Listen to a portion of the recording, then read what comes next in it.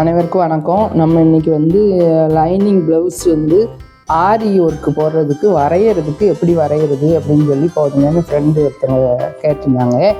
அதனால் இப்போ வந்து நான் நார்மலாக நம்ம லைனிங் வெட்டுவோம்ல, ப்ளவுஸுக்கு லைனிங் வெட்டுற ப்ளவுஸ் வந்து நான் இந்த வெட்டி வச்சுருக்கேன். நான் இதுக்கு முன்னே வீடியோவில் உங்களுக்கு போட்டிருக்கேன் கட்டிங் வீடியோ, அதை வெட்டி வச்சுருக்கேன். இப்போ அதில் பின்பகுதியை மட்டும் இப்போ எடுத்துக்குவோம்.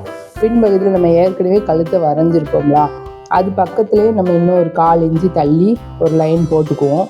போட்டு அதை ஃபுல்லாக நம்ம சாப்பிஸ் கோடு போட்டு வரைஞ்சிக்குவோம் 2 லைனாக.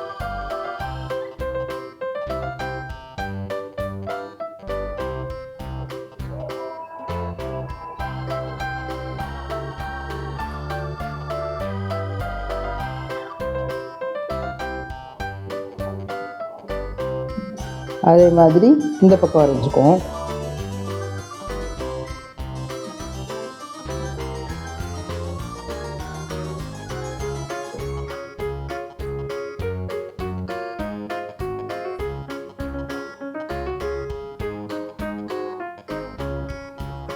வரைஞ்சதை நம்ம இந்த ப்ளவுஸ் துணியில் அதை போட்டு எப்படி வரைகிறதுங்கிறத பார்ப்போம்.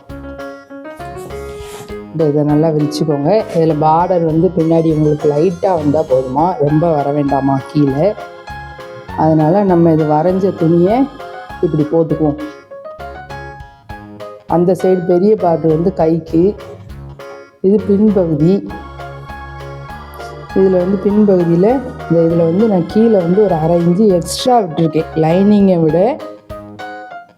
லைனிங் அளவை விட ப்ளவுஸ் துணி வந்து 1/2 இன்ச்சு எக்ஸ்ட்ரா விட்டுருக்கேன். அது தைக்கும் போது நம்ம மடித்து தைக்கிறதுக்கு இதுக்கு நமக்கு யூஸாக இருக்கும், அதனால் நான் விட்டுருக்கேன். இப்போ இதில் சென்டரில் இப்படி வச்சுக்கோங்க. ப்ளவுஸ் வந்து 2ஆக மடிச்சிருக்கேன். மடித்ததில் இதில் இந்த சென்டர் பகுதி இருக்குது. சென்டர் பகுதியில் அப்படி கரெக்டாக சென்டரில் போட்டு வச்சுக்கோங்க. இப்போ நம்ம 2 மார்க்கிங் போட்டிருக்கேன். அதில் இப்படி லைட்டாக அப்படி மேலே தட்டுங்க, இந்த கீழே அச்சு விழுந்துடும்.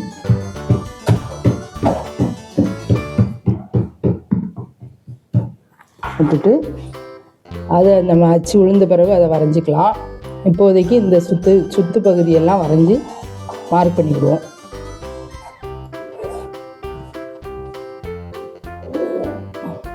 இது வந்து ஃபுல் ஒர்க் பண்ணுறதா இருந்தால் வரைகிறது இன்னும் கொஞ்சம் அளந்து இது பண்ணி வரையணும். நம்ம வந்து இப்போ ஃபுல் ப்ளவுஸ் ஃபுல்லாக ஒர்க் பண்ணலை, கழுத்து மட்டும்தான் ஒர்க் பண்ண போகிறோம்.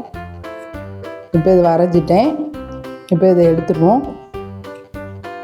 எடுத்தாச்சுன்னா பின்னாடி கழுத்து நம்ம வரைஞ்சது இருக்குல்ல, அச்சு விழுந்துருக்குல்ல, அதில் நம்ம கோடு போட்டுக்குவோம். 2 லைன்லேயும் மார்க் பண்ணி போட்டால் தான் அவங்க போடுறவங்களுக்கு குழப்பாது.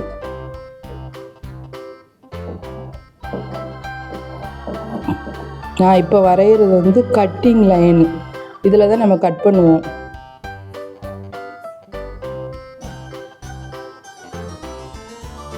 அடுத்த லைனையும் வரைஞ்சி கொடுத்துடணும். அதில் தான் போடுவாங்க, இந்த லைனில் தான் அவங்க போடுவாங்க.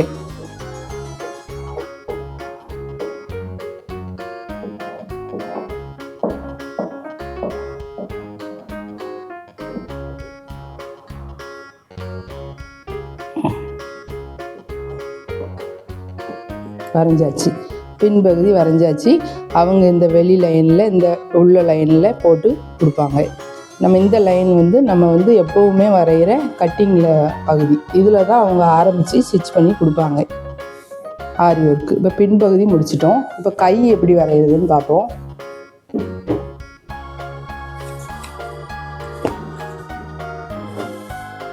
கை வந்து பெரிய பார்டர் உள்ள பக்கம்தான்.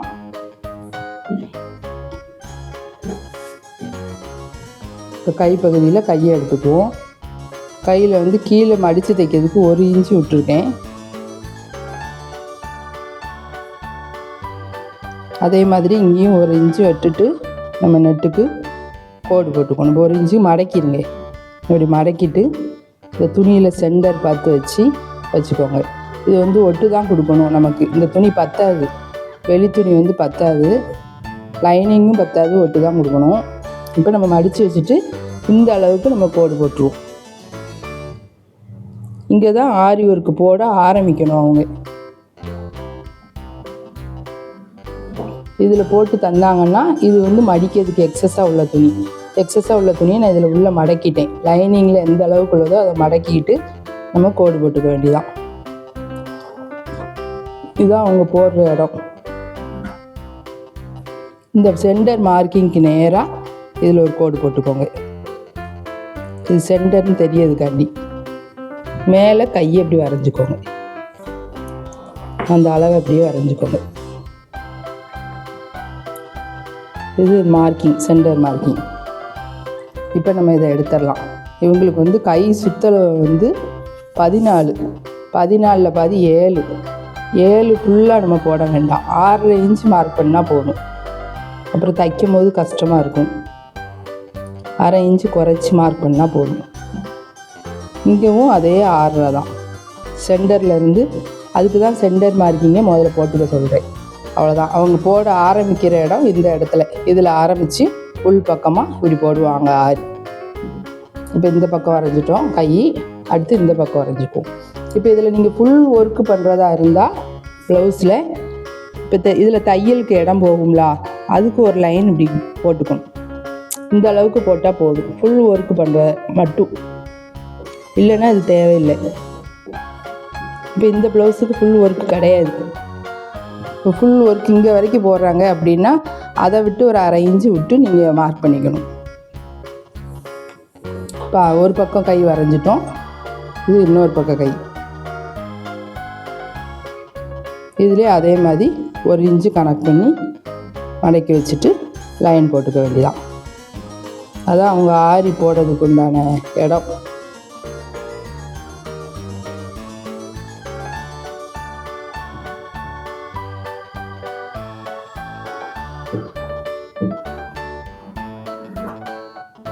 அதே மாதிரி இதுலேயும் சென்டர் மார்க்கிங். இங்கே மேலே வந்து அப்படியே அந்த கையை வரைஞ்சிக்க வேண்டியதான். ஃபுல் ஒர்க்கு போடுறதா இருந்தால் மேலே தையலுக்கு இடம் வேணுங்களா, அதை விட்டு ஒரு லைன் போட்டுக்கோங்க. இது தையலுக்கு போயிடும்.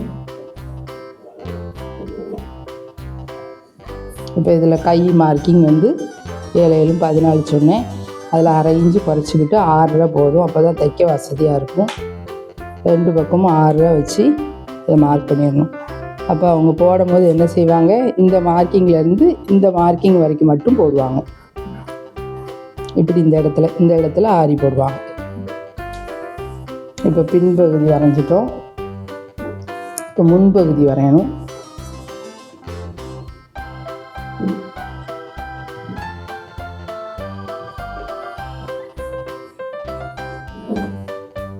முன்பகுதி வரையும் போது இது நீளமாக ஒரு பக்கம் பார்டர் வந்து இதில் ஒரு சைடு பார்டர் பெருசாகவும் ஒரு சைடு சிறுசாகவும் வர்றதுனால ஒரே பக்கத்தில் கை வரைய வேண்டியதாயிட்டு. இல்லைன்னா வந்து இங்கிட்டு ஒரு கை இங்கிட்டு ஒரு கை வரையலாம். அப்படி வரைஞ்சால் ஒட்டு இல்லாமல் தைக்கலாம். இப்போ இதில் வந்து நான் முன்பகுதியை வரைகிறேன். முன்பகுதியை அப்படியே போட்டு சுற்றி வரைஞ்சிட வேண்டியதான். இந்த பாட்டு பகுதியை நம்ம பட்டிக்கு எடுத்துக்கலாம். முன்பகுதியை போடும்போது அப்படியே சுற்றி லைன் போட்டுக்கோங்க, அவுட்லைன் போட்டுக்கோங்க.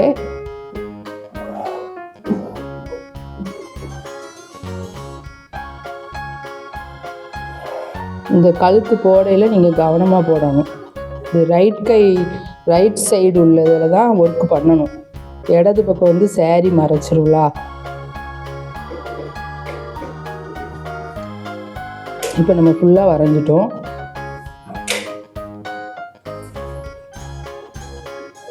இது ஃபுல்லாக முன்பகுதி வரைஞ்சாச்சு. இப்போ இதில் வந்து மேலே வந்து 1/4 இன்ச்சு நம்ம தையலுக்கு இடம் விடுவோம்ங்களா. இந்த ஒர்க்கு இங்கே வரைக்கும் வந்துருச்சுன்னா உங்களுக்கு ஷோல்டர் ஜாயின் பண்ணையில கஷ்டமாக இருக்கும். அதனால் அந்த இடத்துல ஒரு கோடு போட்டுட்டு ஃபுல்லாக நம்ம 2வது லைன் போட்டுக்கணும். இப்போ இதுதான் நம்ம கட் பண்ணுற இடம். இந்த தையல் வந்து கட் பண்ணுறதுக்கு இதில் ஒர்க் போட்டிருப்பாங்க. நம்ம கட் பண்ணிவிட்டு இதில் தையல் போட்டு திருப்பும் போது இந்த இடத்துல இந்த கோட்டில் தான் ஒர்க் பண்ணணும்.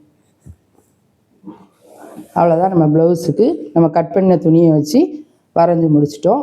நீங்கள் இப்போ உங்கள் ஃப்ரெண்ட்ஸுக்கெலாம் ஷேர் பண்ணுங்கள், கமெண்ட் பண்ணுங்கள். எதுவும் சந்தேகம் இருந்தால் கேளுங்க. மீண்டும் அடுத்த வீடியோவில் சந்திப்போம்.